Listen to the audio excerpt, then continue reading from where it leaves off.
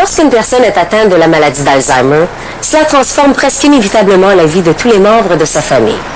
Les conjoints se sentiront peut-être frustrés de ne plus avoir le soutien de la personne qu'ils ont épousée. Les enfants auront peut-être l'impression que les rôles ont été inversés, qu'ils sont devenus les parents, tandis que leur parent est devenu l'enfant. En tant qu'auxiliaire familial, lorsque vous entrez dans la vie de la personne atteinte de la maladie d'Alzheimer, vous entrez aussi dans la vie des membres de sa famille. Dans cette partie, nous parlerons des effets de la maladie d'Alzheimer sur la famille et la façon dont la maladie peut influencer votre relation avec les divers membres de cette famille. Nous verrons ce que vous pouvez faire pour établir une relation d'associé avec les membres de la famille, ainsi que la façon de vous y prendre.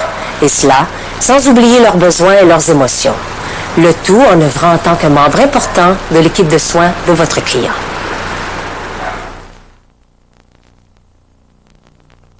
Pour Barbara Gillingham, chaque jour commence de la même façon. Avant de quitter pour le travail, Barbara prépare le petit déjeuner pour sa mère Pearl, qui habite avec Barbara et son époux Don depuis 5 ans, après avoir appris qu'elle était atteinte de la maladie d'Alzheimer. Well, first off, when Mom was living by herself, which she did in her own apartment, Tout d'abord, lorsque ma mère vivait seule dans son propre appartement, nous n'avions pas remarqué qu'il y avait quelque chose qui n'allait pas. C'est seulement plus tard, en y repensant, que nous l'avons compris. En fait, elle était nerveuse parce que quelqu'un était entré par infraction chez elle. Alors nous avons pensé que c'était cela l'explication de son comportement. Puis progressivement, elle s'est mise à égarer certaines choses. Elle disait que ma sœur les avait prises. Et n'étant pas sur place, nous avions des doutes. Par contre, ensuite, nous trouvions ces choses cachées dans son appartement. Nous l'avons donc amenée chez le médecin qui, lui, nous a dit de la faire examiner pour la maladie d'Alzheimer. Après l'examen, ils nous ont donné comme diagnostic démence de type Alzheimer. L'époux de Barbara, Don, travaille à plein temps en tant que répartiteur pour une entreprise de transport. Il doit faire plus de 3 heures de route par jour pour se rendre au travail et en revenir. Puisqu'il arrive le premier à la maison le soir, c'est lui qui s'occupe de Pearl jusqu'à ce que Barbara arrive. Parce que c'était lui qui arrivait le premier, il subissait le pire. Les frustrations s'accumulaient et il devenait tellement fâché, tellement en colère. Par contre, il disait que dès que j'entrais à la maison, il se sentait soulagé parce qu'il savait que je pouvais prendre la relève. Elle me rendait fou. Elle ne me laissait jamais tranquille. Elle n'arrêtait pas de parler. Et parfois, elle voulait se disputer, et je veux dire, de vraie colère. Mais ça ne servait à rien. Elle voulait sortir et elle me disait « Personne ne va me dire quoi faire, je suis assez vieille pour prendre soin de moi. » Et la voilà partie dehors, en plein hiver, et je lui disais « Si vous vous perdez et que vous me téléphonez, je n'irai pas vous chercher, alors vous faites mieux de rester ici. » Elle partait quand même. Il y a eu des moments difficiles durant les 5 ou 6 dernières années. Il y a eu des moments où j'allais dans notre chambre et je pleurais. Je voulais prendre un fusil et je l'ai dit à Barbara. Je voulais lui enlever la vie. Tout ce qu'il pouvait me faire, c'est de m'emprisonner pour raison de compassion. Oh oui, j'ai traversé des moments très pénibles. Au cours des 2 dernières années, Elissa Booker, une auxiliaire familiale, est devenue un membre essentiel de l'équipe de soutien de Pearl, fournissant des soins à Pearl et un soutien au Gillingham.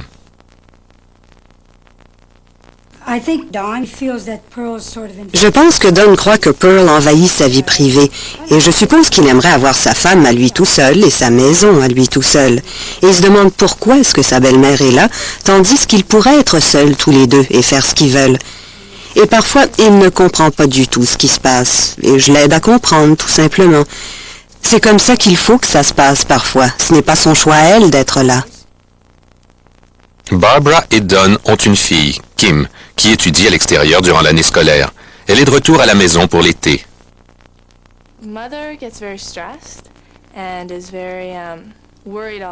Ma mère est très stressée. Elle est tout le temps très inquiète parce qu'elle ne sait pas quoi faire. À mon avis, maintenant que j'étudie à l'extérieur, mes parents devraient être rendus au point où ils peuvent faire ce qu'ils veulent dans la vie.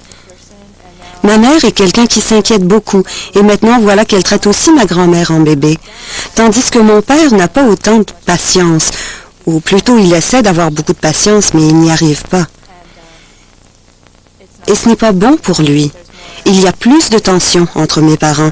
Ils ne se voient plus très souvent parce que dès que ma mère arrive à la maison, c'est en quelque sorte son tour de s'occuper de ma grand-mère. Et mon père en a plus ou moins eu assez de ma grand-mère, donc il va se coucher. Donc ils ne se voient presque plus. Et je pense que c'est une situation très stressante pour eux deux. Susan Bellefontaine est superviseure d'un service de placement d'auxiliaires familiaux. Elle reconnaît le rôle crucial que les auxiliaires familiaux, tels Elissa, jouent au sein de la famille.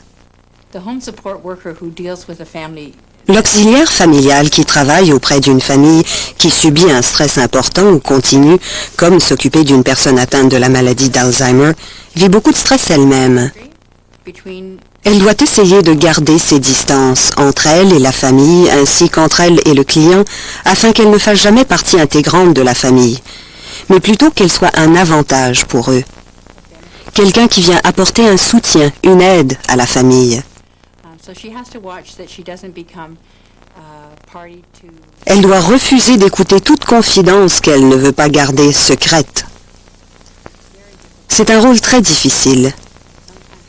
Et parfois, le client lui dit quelque chose qu'il ne veut pas qu'elle répète et lui demande de ne rien dire. Et ça prend beaucoup de courage de la part de l'auxiliaire pour décider que cette information est trop importante et qu'elle se doit de la partager.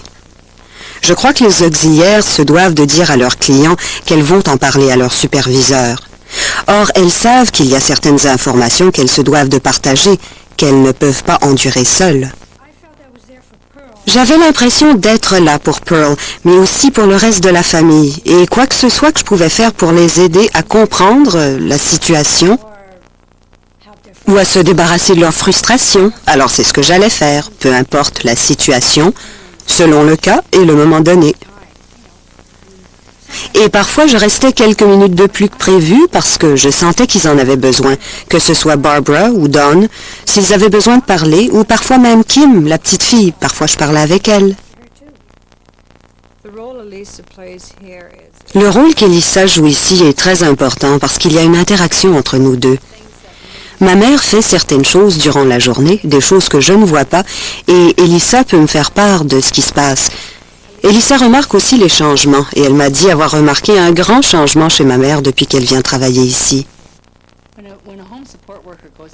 Lorsqu'une auxiliaire familiale va travailler auprès d'une famille, elle entre dans leur cercle intime.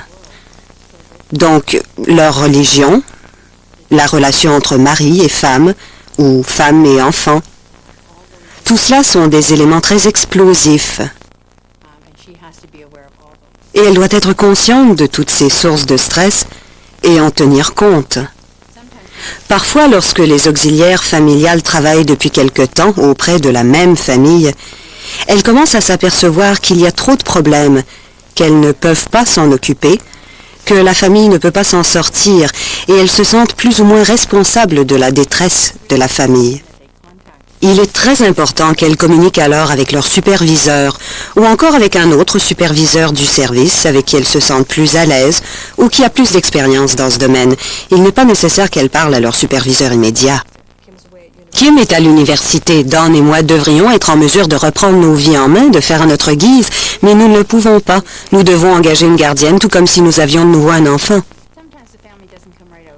Parfois, la famille n'ose pas s'adresser directement à l'auxiliaire familial, mais en fait, l'auxiliaire familial est là tout autant pour la famille que pour le client, parce qu'en fait, elle s'occupe d'un ensemble, d'un tout. Elle se doit d'encourager la famille à sortir lorsqu'elle est là, à participer à des activités sociales. Elle se doit de parler régime alimentaire, de préparer leurs repas, et simplement lors de conversations quotidiennes, elle se doit de les encourager à bien manger, à prendre soin de leur santé physique et mentale, et à prendre soin de leurs relations entre eux. Elle peut aussi suggérer qu'ils adhèrent à un groupe de soutien, qu'ils fassent de l'exercice, ou encore leur répéter qu'ils font du bon travail. Cela aide beaucoup en général. Elissa s'est vraiment avérée une aide précieuse. Quand j'étais à l'école secondaire, après la classe, je devais me dépêcher de rentrer à la maison pour m'assurer que ma grand-mère était toujours là. La moitié du temps, elle n'y était plus. Personne ne la surveillait durant la journée. Elle était seule, elle sortait. Tandis que maintenant qu'Elissa vient à la maison, nous n'avons pas à nous inquiéter. Nous savons qu'il y a quelqu'un qui va sortir avec elle.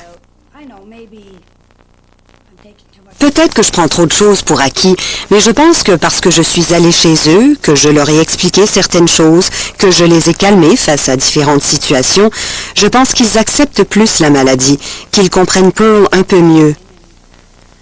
Dawn arrive et lui dit même bonjour et comment ça va, des choses du genre. Et cela me fait plaisir. J'ai vraiment l'impression d'avoir accompli quelque chose. Les effets de la maladie d'Alzheimer sur les membres de la famille peuvent être très sérieux. Les relations risquent de changer. Les familles peuvent être perturbées. C'est pourquoi il est si important que vous fassiez tout votre possible pour respecter le besoin et les émotions des membres de la famille.